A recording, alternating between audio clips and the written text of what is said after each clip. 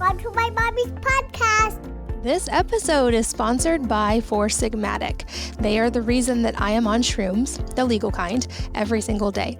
They make a wide variety of superfood mushroom-infused products. Everything from coffee and teas to mushroom elixirs and even an amazing chocolate that is infused with, I believe, 10 types of mushrooms. I have a shelf in my pantry dedicated just to Four Sigmatic products, and I pretty much keep all of their products on hand. Some current favorites from our house: my kids love the reishi infused cocoa, and I love that it helps them sleep.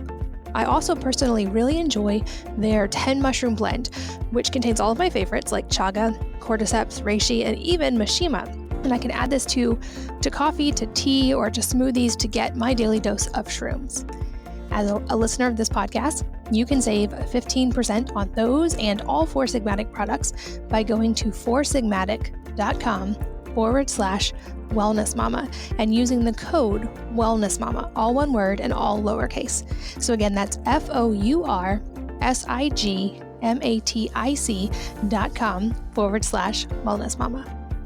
This episode is brought to you by Beekeepers Naturals, superfood products from the hive that help support your family's best health. Right now, their propolis has been a lifesaver with all of the sniffles and coughs that are going around where we live. If you're not familiar with it, propolis is a resinous mixture that bees make in the hive. It contains over 300 compounds that we've identified, including polyphenols and compounds that are antibacterial, including one called pinosembrin, which I hope I'm saying right, which acts as an antifungal. Some studies have shown that propolis can speed the healing of wounds. Its naturally antibacterial and antifungal properties make it great for fighting the sniffles. And the way I use it, at the first sign of any sniffles, sore throat, or coughing at our house, I spray propolis in the throat, and it almost always helps us bounce back really quickly. I also always use propolis spray in my mouth before flying to avoid picking up anything on the plane. I also have unfortunately learned from experience that it works great on burns and cuts for healing. As a listener of this podcast, you can save 15% on propolis and all Beekeepers Naturals products by going to beekeepersnaturals.com/wellnessmama and using the code wellnessmama, all one word, all lowercase. So again, that's Beekeepers Naturals, BEEKEEPERSNATURALS.com/wellnessmama and the code wellnessmama to save 15%. Hello, and welcome to the Wellness Mama podcast. I'm Katie from wellnessmama.com and wellness.com, my new personal care line that you can check out. And today I'm going to give an update on my journey with Hashimoto's and from beginning to end, all of the steps I tried, what worked and what didn't work, and where I currently am with that. Because I get quite a few questions about this, especially when I mention being in remission, and it was very much a decade-long journey for me. I'm hopeful that some of you can benefit from maybe some of the things I've tried. I will say, before we jump in, that if I've learned anything through this whole process, it is just how personalized and individualized health is, and especially when you're dealing with something as intricate as autoimmune disease. I do think a lot of these things in general can be helpful in some way to people with lots of different autoimmune disease, but I don't mean them to be diagnostic or prescriptive. What worked for me ultimately was trying a lot of different things and finding the things that worked for me by tracking. So as I go through all of these different things that work, I will also say that I have kept a relatively detailed health journal that's now in digital form, actually it's been in, at some points, notes on my phone in Evernote, and it now lives in Google Docs so that I always have it with me. And I track things very carefully, including my labs, using Heads Up Health, which is a health dashboard. So anytime I'm trying something new, I'm definitely looking at the empirical data of what's happening in my body. And I also keep notes on any changes in exercise, in general, on dietary stuff, and also sleep, and use my Aura Ring as well so that I can see what's actually working and what's not. I think that that's a really important step for all of us, whatever we're trying to work through in a health perspective. Not that we need to be obsessive about it, but just to be able to see trends over time. It's really helpful to have all of the data in one place. So starting from the beginning, as much from the beginning as possible without being too long-winded.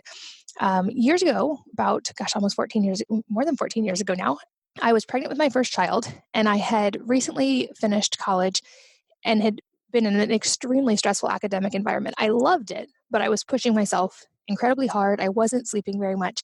I took 28 hours my final semester while I was pregnant and while I was working on a lot of other projects. So I was extremely stressed. I was not eating much food. And then when I did eat, I was not eating very well.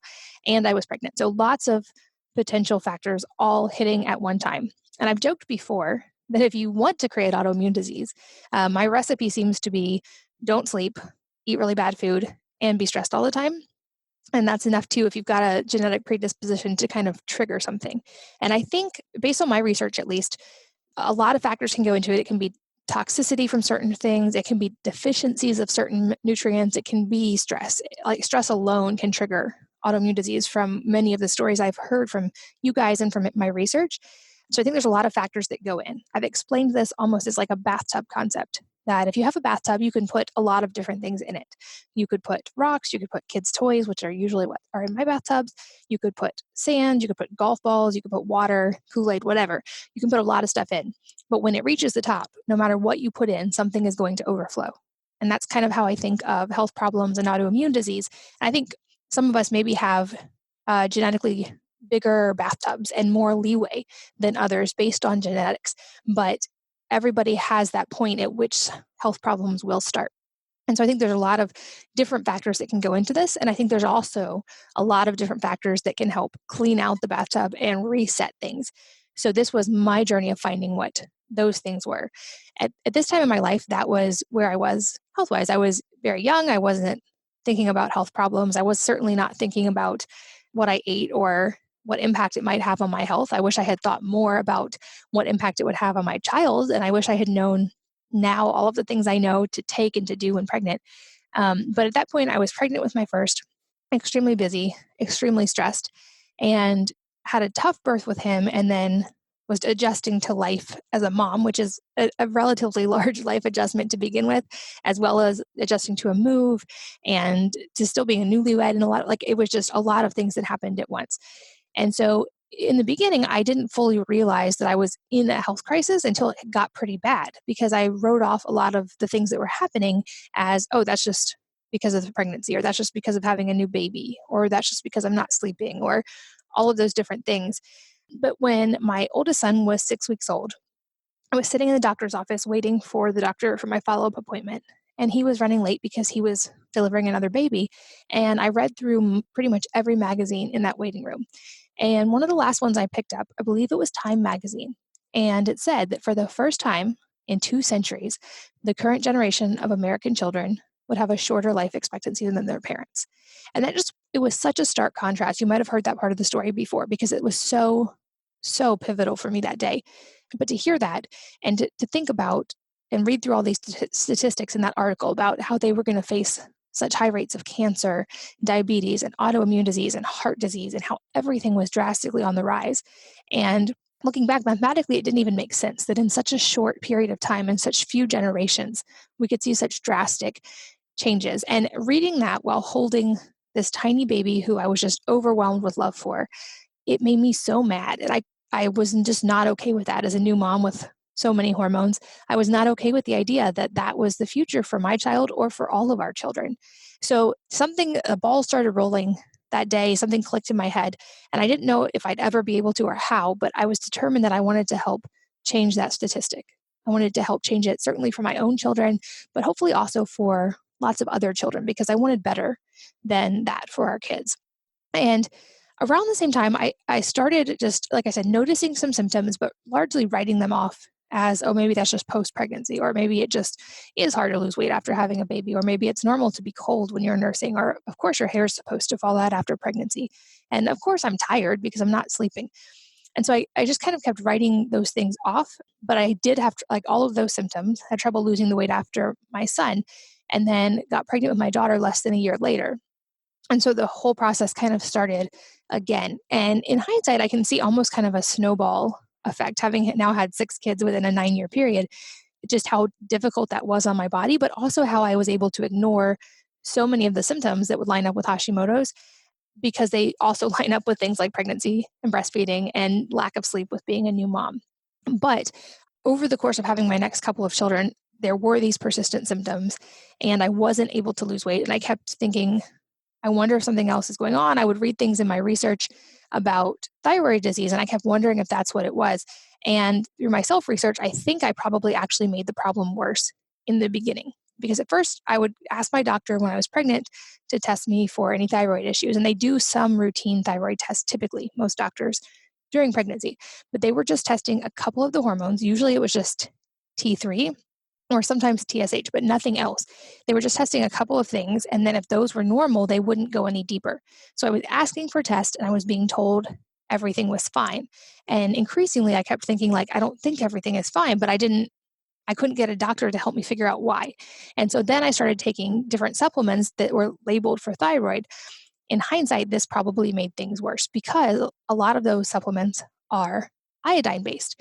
And if you have certain thyroid issues, iodine can be a little bit complicated, to say the least. And so I was taking iodine that probably actually, now understanding my version, made things worse. And I'll try to explain a little bit of why. I definitely, again, I'm not trying to give medical advice on this. I think if you even suspect that you have a thyroid issue or any kind of autoimmune disease, it is very, very important to work with a doctor who knows about that condition and who can know your full medical history. I'm just sharing what worked for me. If you do need to find a functional medicine doctor, I use a company called SteadyMD, and I will link to them in the show notes at wellnessmama.fm. They have been phenomenal. I work with a Dr. Lauren Jeffries, who is highly experienced in this. But back to the iodine note. So iodine is often recommended if you have thyroid problems because there's this idea that an iodine deficiency can lead to hypothyroidism, or there's a correlation between low iodine and hypothyroidism. And so a lot of people end up taking iodine, but in some cases it can do more harm than good. And I didn't learn this for a lot of years. I'll explain how I learned it in a little while. But basically it depends whether or not, like, iodine can be both good or bad for the thyroid, and there's a lot of factors that come into play. So the term thyroid problems is a pretty broad category, and there's a lot of actual medical conditions that can fall into that, and they all need to be handled differently. So like I said, I found this out the hard way. And after all my initial research, and a chiropractor said I needed to start taking iodine. So I did. I took these supplements with iodine, and I started feeling a lot worse. And I kind of wrote it off thinking, oh, maybe it's an adjustment reaction. And I continued taking it, but I eventually had to stop taking it because I didn't feel any better. And now I see research and my own experience that really verify that. So there's data from a lot of countries that can really kind of speak to the whole iodine thing, because a lot of countries started adding iodine to salt to combat hypothyroidism. But then on the flip side of that, they would see rising rates of autoimmune thyroid problems. And so Chris Kresser talks about this. He has a great post. You can Google Chris Kresser and pretty much anything, and great articles will come up. But there's countries like Sri Lanka, Brazil, Greece, China, and I think others that saw an increase in autoimmune thyroid issues after increasing iodine. And this is because increased intake of iodine, especially in supplement form, they think can increase the potential of an autoimmune attack on the thyroid. And one reason, from what I understand, might be that iodine reduces the activity of an enzyme called thyroid peroxidase, or TPO, which is something that is required for proper hormone production and something that they measure. I'll talk more about that soon. But there's also a confounding factor. So my own treatment plan, I now avoid any supplemental iodine whatsoever. And there is evidence that shows that those with autoimmune thyroid disease can see a benefit from avoiding iodine. But on the other hand, those with an iodine deficiency-induced hypothyroidism can benefit from very careful supplementation. But again, it's that very careful balance, and why you'd want to work with a doctor who knows what they're doing. Another researcher I really admire is Dr. Paul Jaminet, and he talks about another factor that might come into play with the iodine autoimmune relationship, and that's selenium. So he says that excess intake of iodine can cause autoimmune thyroid problems that bears all the characteristics of Hashimoto's, but might not actually clinically be Hashimoto's. And he found that in animal studies, this occurs only if the animal is deficient or has an excess of selenium, which is another one we need to get in very careful amounts. And also in animal studies, very high intake can make a pre-existing autoimmune condition worse, but again, only if selenium is too high or too low. So he found that if your selenium levels are correct, then your thyroid follicles are healthy, people don't have goiter in those scenarios, and autoimmune markers go into normal levels. So it seems that there is a really important and very carefully balanced thing that comes into play with optimizing selenium. And I'll talk more about that when I talk about supplements I now take. But the bottom line is, I think I actually made my own thyroid problems worse in the beginning by taking way too much iodine. So for the next several years, I went through a variety of different doctors that I would try to find locally and ask them to test different thyroid markers or help me try to figure out what was wrong, and largely with no beneficial result, because they would test the same things. They would tell me everything was normal and that all of the symptoms, the fatigue, the hair loss, the cold, the tired, etc., those were all just normal with being a mom, and they're not. And so if you're listening, no matter what you think you might be dealing with, I would say don't settle for being told those things are normal. And unfortunately, sometimes we do have to be very strong advocates in our own health. That's a lesson I've learned over and over in all of this, that when it comes to actually finding our own health answers, we can find incredible doctors and practitioners who can be amazing partners, but we can never outsource the responsibility because health is so personalized. And at the end of the day, our best case scenario is going to require us being patients in N equals 1 and experimenting on ourselves. So I went through many, many doctors. I think it was 8 by the time I finally started to get answers. And when my fourth child was young, I actually traveled to a health conference with her and had my mom there to help babysit. I was still tired, still couldn't lose weight. I was feeling all the emotions of feeling like a fraud at a health conference because I couldn't figure out how to get the weight off and not being able to get a diagnosis. And I was talking to someone there who said she had had a diagnosis of thyroid problems and it had taken her a long time. And I was like, who did you finally see? How did you finally get answers? And she recommended her doctor, who is now a doctor I've worked with and a very close friend, Dr. Alan Christensen. And I will link to his website also in the show notes at wellnessmama.fm. He has incredible resources that you can read and find for free. And he has books on this topic. But she told me I worked with Dr. Alan Christensen. He was able to diagnose me immediately, and my entire life changed. I felt so much better. And for the first time in a really long time, I had this glimmer of hope and was like, can you please send me his info? I'm willing to work with him. I'll go anywhere. And she's like, oh no, he's here at the conference. And I ran into him later that day, and I started barely just talking about my symptoms. And before I could even finish explaining all the stuff, he looked at me, he reached out, he actually felt my thyroid and said that he wanted to run some labs, but he was pretty sure just based on that I had Hashimoto's, and that he could tell that my thyroid was a little bit enlarged. There were likely nodules, and based on symptoms, he said they probably aren't testing the correct labs. They probably haven't tested your antibodies, which was true, and they probably haven't identified, but he said I would be willing to bet that you likely have Hashimoto's. And while for some people hearing that might be a bad thing, I was so overwhelmingly excited to just have potentially a glimmer of hope of knowing what it might be, and then having a way to try to research and figure out how to get over it, that I actually hugged him. I didn't just want to hug him, I did. And over the next year, he worked with me through lab testing, through all kinds of different methods that I'll talk about. And I started to see improvement in my symptoms and also in my labs. And he's now become a very close friend. Absolutely love him. I definitely, like I said, I recommend his books very highly. I recommend his website and his work. And he's also just one of the most fascinating people I have ever met, just as a person to hang out with. He's incredibly smart. He read the encyclopedias before he was 5. And he now he competitively unicycles up mountains. So incredibly interesting human being and incredibly smart. And I'm forever grateful to him for starting me on this journey to recovery. So at that point, through lab testing, it showed elevated TSH, elevated antibodies, and an ultrasound of my thyroid revealed nodules. So all of those things lined up and led to an official diagnosis of Hashimoto's.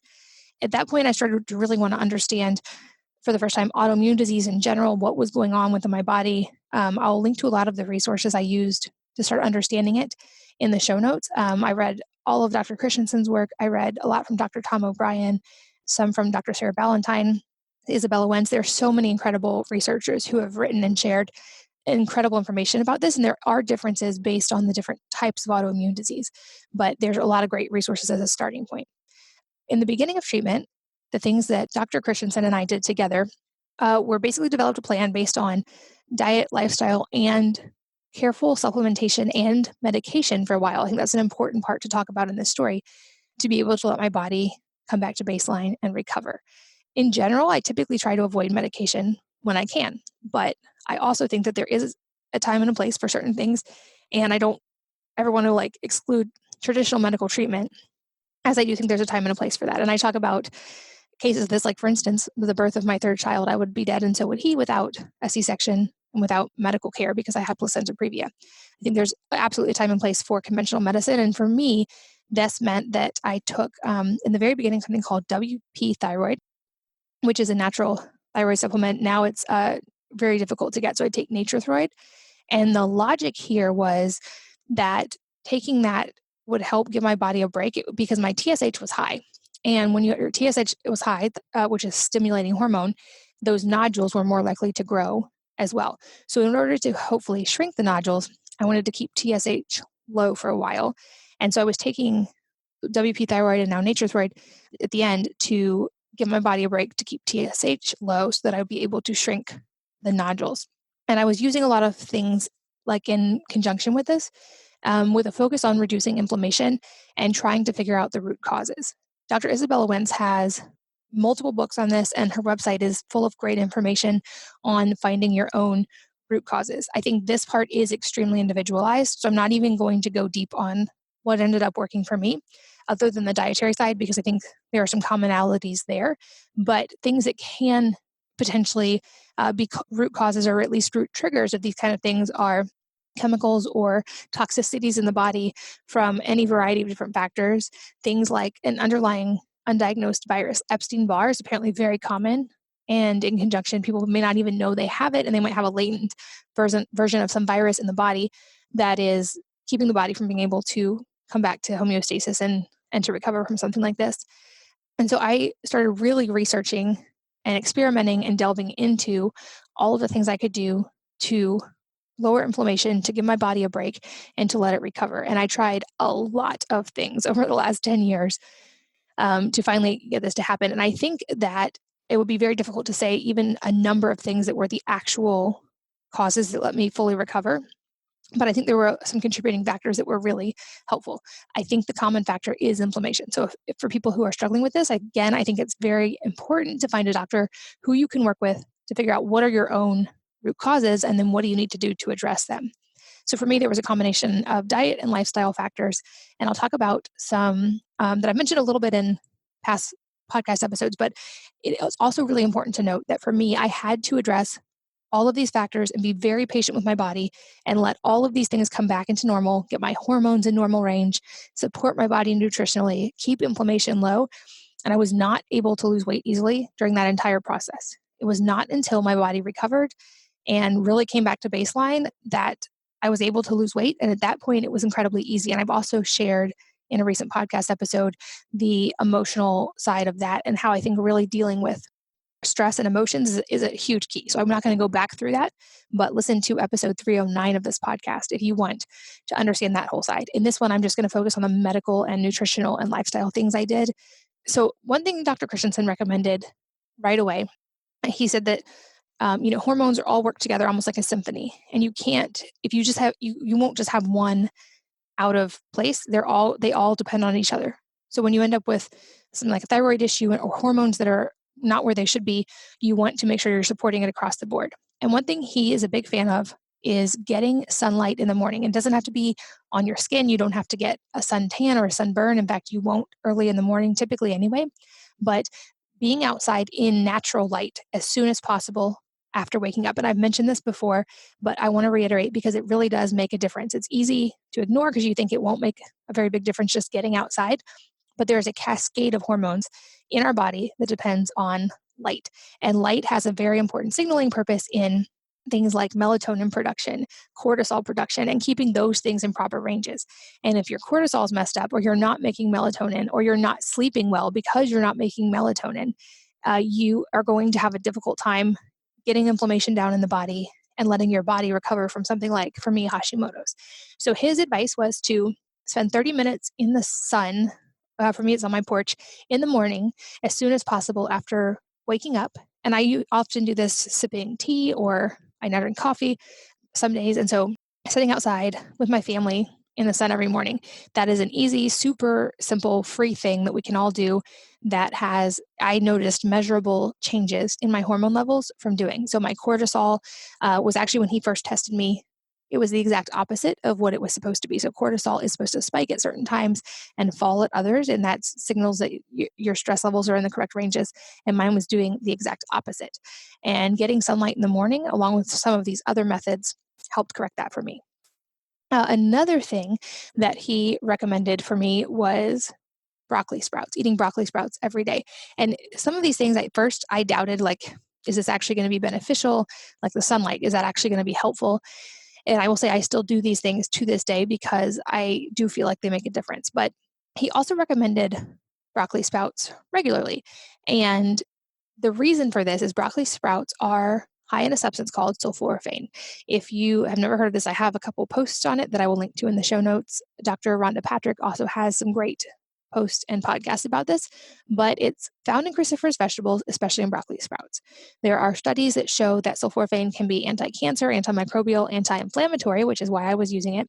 And there are even studies looking at it to help fight aging and diabetes.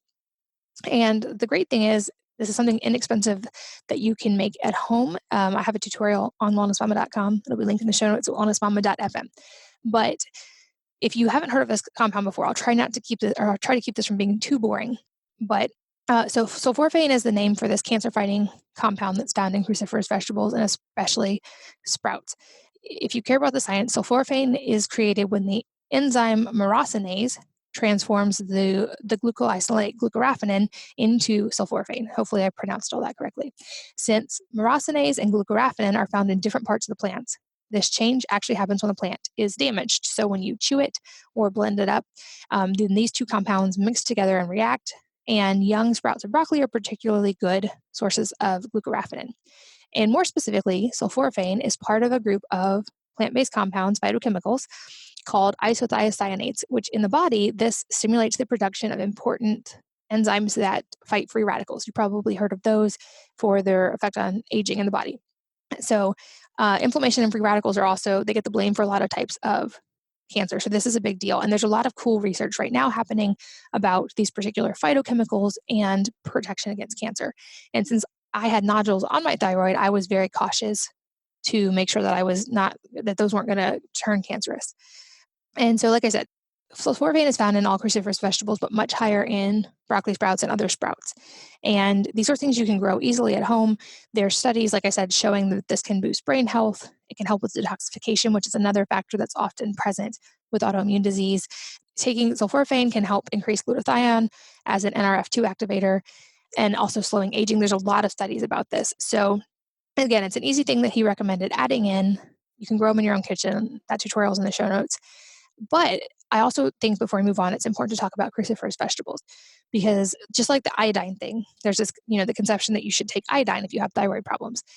There is also some advice, if you start reading into the research on thyroid issues in general, that you should not eat cruciferous vegetables like broccoli, cabbage, cauliflower, Brussels sprouts, etc., if you have thyroid problems. And again, the answer to this is a little bit more complicated and nuanced than just whether you should or shouldn't.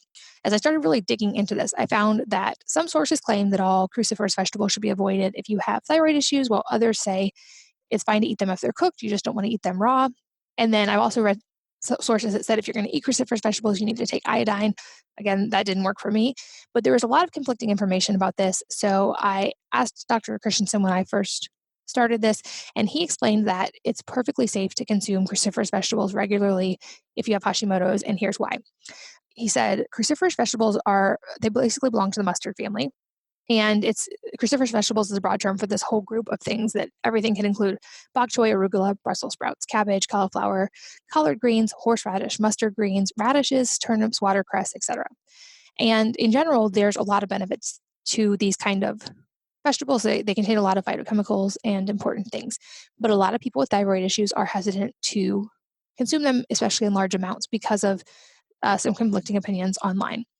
So in my opinion, like I said, they can be extremely healthy. They contain folate, vitamin C, E, K, and a lot of phytochemicals that can reduce inflammation. So there's potential reasons to consume them. The reason people say you might not want to eat them if you have thyroid issues is that they also contain goitrogens, which are substances that affect the thyroid in certain ways. And goitrogens can interfere with the thyroid's ability to take in iodine. So that's also why people say you might want to take iodine if you're consuming a lot of those, because your body needs that to produce thyroid hormone.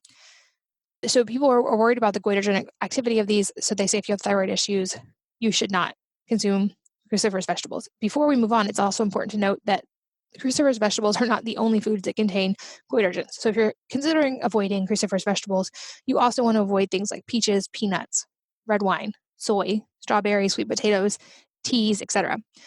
But for people with Hashimoto's, goitrogens aren't exactly necessarily where we should be looking at for problems.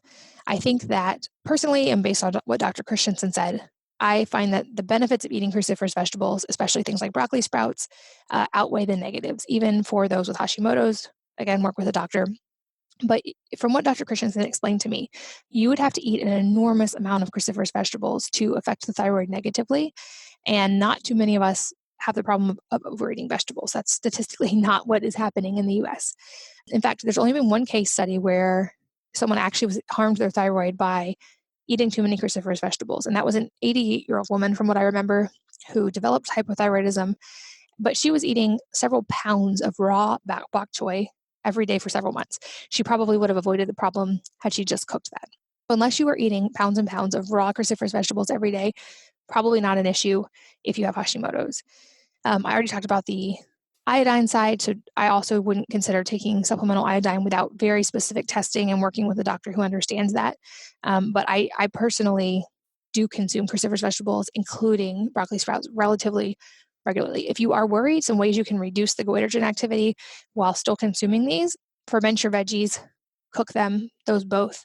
Deactivate a lot of them ahead of time. If you're putting things like kale or spinach into a smoothie, you can blanch them ahead of time and freeze them. The heat will kill most of the goitrogens, and then they're ready to go when you want to blend them. Again, selenium comes into play. So for me, finding the right amount of selenium and taking it made a big difference. And I minimize the iodine as well. So a little bit of a tangent there into cruciferous vegetables and broccoli sprouts, but that did make a big difference for me, and I still consume broccoli sprouts regularly. There's also now a sulforaphane supplement you can take. Historically, it's extremely hard to isolate sulforaphane into a supplement form, and I have finally found a supplement that does that, so I'll link to that in the show notes as well. This episode is sponsored by Four Sigmatic. They are the reason that I am on shrooms, the legal kind, every single day. They make a wide variety of superfood mushroom-infused products.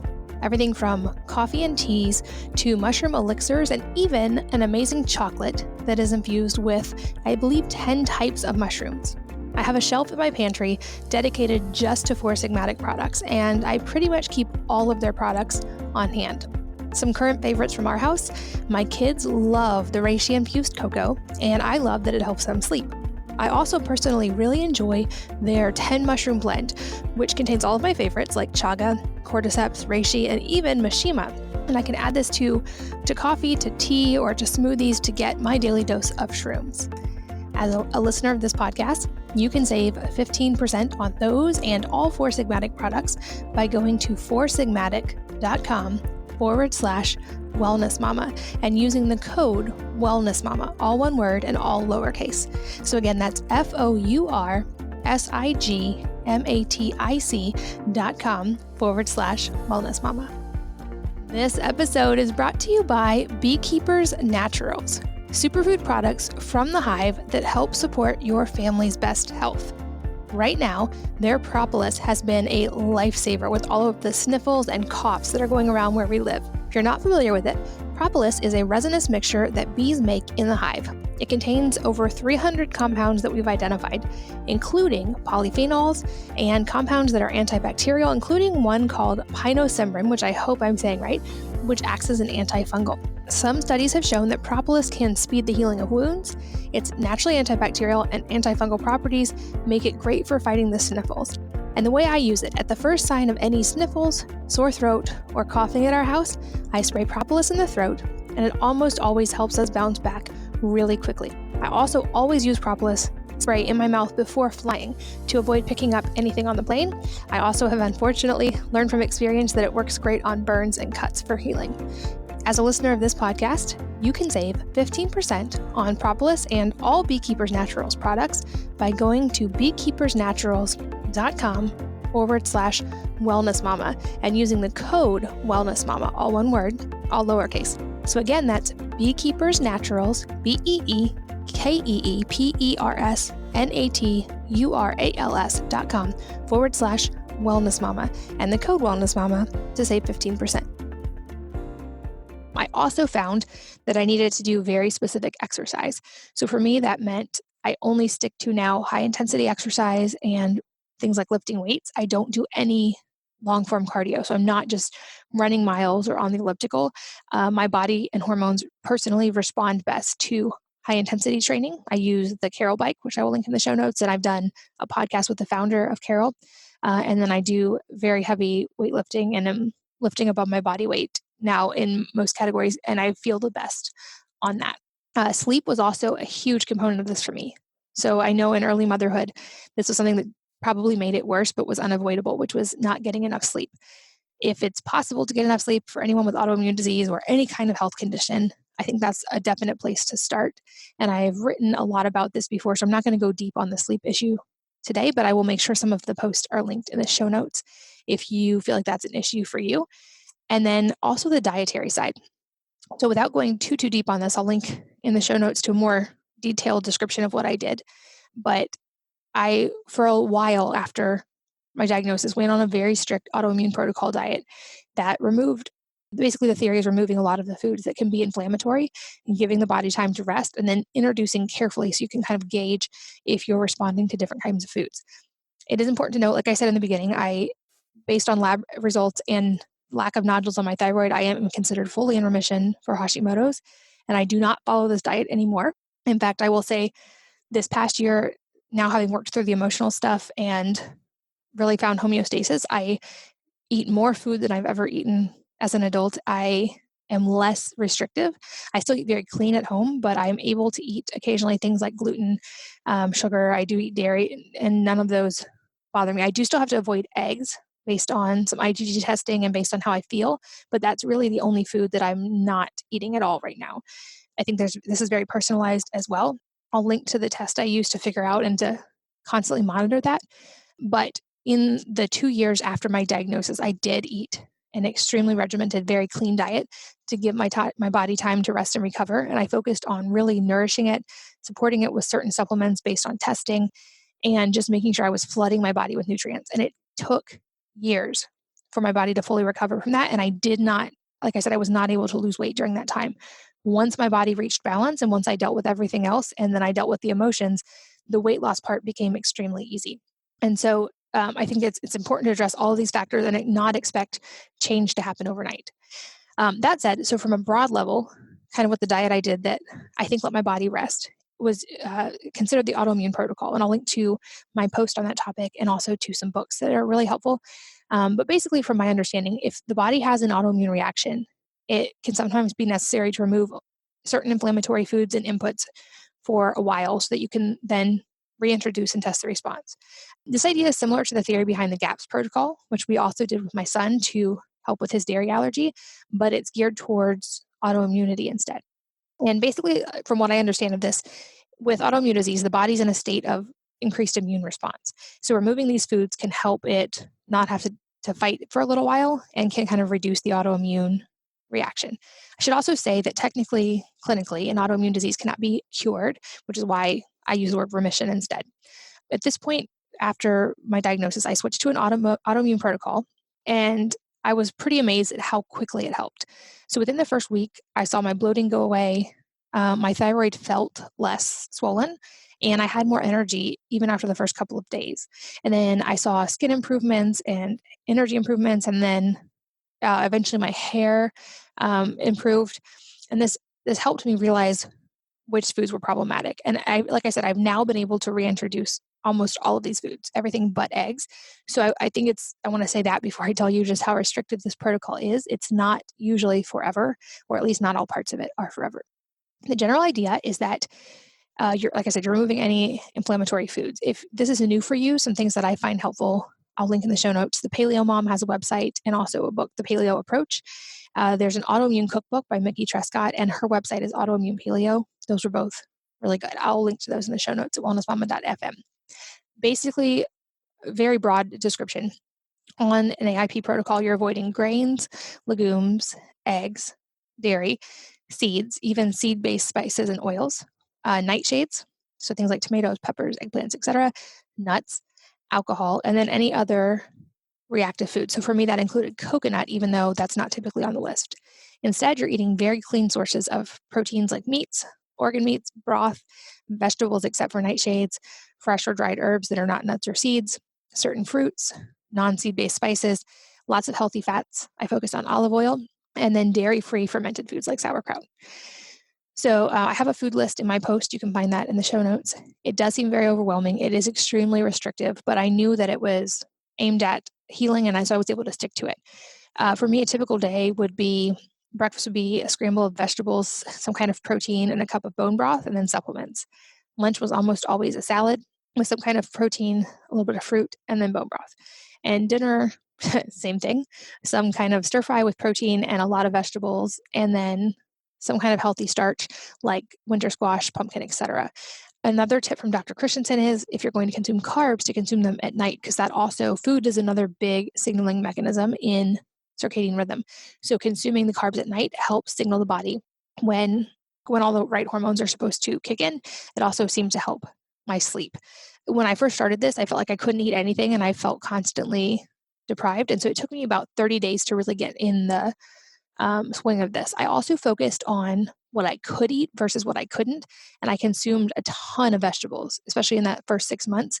And this was also based on the research of Dr. Terry Walls, who I also really respect. She has a book called The Walls Protocol. Her focus was on MS, which was what she recovered from. But she talks about the importance of consuming at least 9 cups of vegetables a day, which is a ton, 3 of brightly colored vegetables, 3 of leafy greens, and 3 of onions and garlic. And I did that. I actually followed that for about probably 4 months. And I noticed a difference in my nutrient levels and my energy levels as I did that.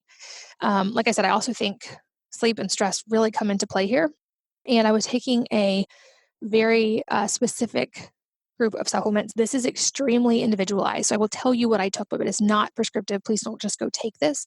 Work with someone like SteadyMD to find out what you specifically need. But for me at this point, I was taking, like I said, WP thyroid medication. I ended up needing to take HCl, betaine and HCl with any meals that contained protein because I found I had low stomach acid during that time. So I took HCl anytime, and I still take it in smaller amounts. I have weaned down as my stomach acid has naturally improved. I took probiotics. The one I take is Just Thrive. I'll link to that in the show notes along with the discount. That's the one I now take. It's spore-based, so it's dairy-free, it's vegan, it's autoimmune safe, and it reaches the small intestine. It has a higher survivability, and you can also open the capsules and even bake with them, put them in a smoothie, etc., to give them to kids because they can survive at temperature. I made sure to get enough omega-3s through things like salmon. And then vitamin D is a big one here as well. There's a lot of research, and Dr. Christensen tested me for this almost immediately, my vitamin D levels, because there's a strong correlation with low vitamin D and a lot of health problems, including autoimmune disease. So it's something I test, and I also test in my family, my kids, and make sure that our vitamin D levels are not just in safe ranges, but optimized. So I actually keep mine about 80. When I first tested, it was 17. So it was well below even the conventional low level of vitamin D. And I think that probably also made a huge difference because while we call it a vitamin, vitamin D is actually a pre-hormone. So if you don't have enough vitamin D, all of your hormones can be off. Magnesium was also big for me, and I used both transdermal magnesium oil and took magnesium supplements, and I still do. Mag SRT is the supplement I take, and I use magnesium oil. I have a recipe for that on the blog. I'll make sure those are linked as well. I made sure to get enough protein and amino acids from things like bone broth, and I took a lot of vitamin C. Zinc and selenium were also important, and like I said, those are ones you want to consume only in the right amount. So you don't want to just take a ton. More is not better, but I will link to the ones that I take. Again, I would recommend working with someone like SteadyMD or a functional medicine doctor from SteadyMD to really know what you're doing before you just start taking those, and certainly before taking vitamin D because you can get too much vitamin D. I also took a supplement called L-tyrosine. Again, not one you want to just start taking just because, but those were all things that were helpful to me. Again, I will link to more detail about all of those things, but these were all factors that for me seem to make a difference over time. I also avoid very carefully fluoride and chlorine. I have found that both of those are triggers for me, and that it's very hard to get my levels better if I'm exposed to those. I don't think that's necessarily the same for everyone, but we have a whole house filter on our house that makes sure that I'm not exposed to those, and there's not fluoride in our water where I live anyway. But I did need to be careful about avoiding both of those. So, long roundabout way of saying I used a whole lot of different factors and had to consistently stick with them for a period of years to start seeing changes. I felt an immediate difference in my energy levels and my sleep when I started implementing these things. And that was really encouraging. And also, it felt so good just to not feel so bad. But really seeing the full recovery and now being in remission and having my labs reflect that took a very long time. So I will say, like, based on my experience, this is a marathon, not a sprint. I don't recommend long-term cardio. But it's a marathon, so stick with it. Build the habits that let you stick with it and track so that you can see if what you're doing is having a positive effect. I don't know that it would be the same for everyone, but for me, I had to get all of these things right before I was able to see the weight loss, before my hair came back normally, before I had all the unlimited energy. And it was a slow process. And it also required shifting my mindset, like I talked about in episode 309, from fighting my body to supporting my body. Because I had reached a point, I was so mad at my body, I felt like it had betrayed me. And I realized it had protected me and it was keeping me safe and it was keeping my baby safe while I was pregnant with them. But I needed to be more supportive of my body. So those are the things that I did. I am now clinically in remission. All of my thyroid levels test normal. I don't need to take medication. I do still take supplements and I do still follow a lot of these things that I talked about. And at home, I eat probably still very close to that autoimmune diet when we're home. But if we're out somewhere or we're at an event, I'm much, much less strict than I ever have been, than I used to be. And I'm able to get away with eating a wide variety of foods and not being as restrictive as long as I support my body, make sure have my sleep and my stress and all of those factors in order. There's probably questions I'm not thinking to answer. If you have any, please leave them in the comments at wellnessmama.fm under this podcast, and I will try to respond to you directly. And all of the things I've mentioned, I have blog posts about all of these. So head over to wellnessmama.fm if you want to read more about any of these, or check out the episodes with Dr. Christensen, Dr. Isabella Wentz, Dr. Terry Walls, or with my StudyMD doctor. Those all have really helpful resources for autoimmune disease. But I wanted to just share with you guys an update since I can now officially say that I am in remission and share with how I got there. I do think it's a very personalized thing. I hope that some of these will be helpful if you're in the same place to you and finding the things that are going to work for you, but I don't think it's prescriptive. So I hope that you're able to pull some beneficial things from that. And of course, as always, I am so grateful to you for being here today, for listening to this podcast, and for being part of that change that I talked about at the beginning of hopefully shifting those statistics so that our kids are not living a shorter life expectancy than their parents. Thank you for your time today. Thank you for listening. And I hope that you will join me again on the next episode of the Wellness Mama podcast. If you're enjoying these interviews, would you please take 2 minutes to leave a rating or review on iTunes for me? Doing this helps more people to find the podcast, which means even more moms and families can benefit from the information. I really appreciate your time, and thanks as always for listening.